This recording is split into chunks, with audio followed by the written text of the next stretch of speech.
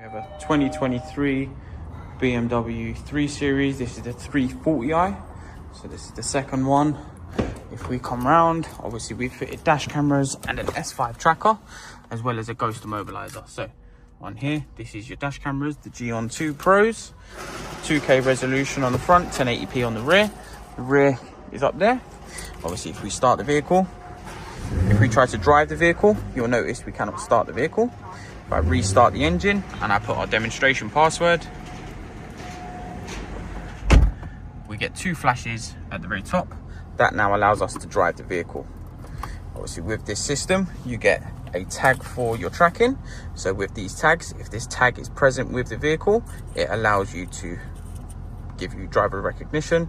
If you don't have this tag, you cannot drive the vehicle without the tracking company giving you a phone call and asking what the issue is. And that is this on the BMW 340i 2023.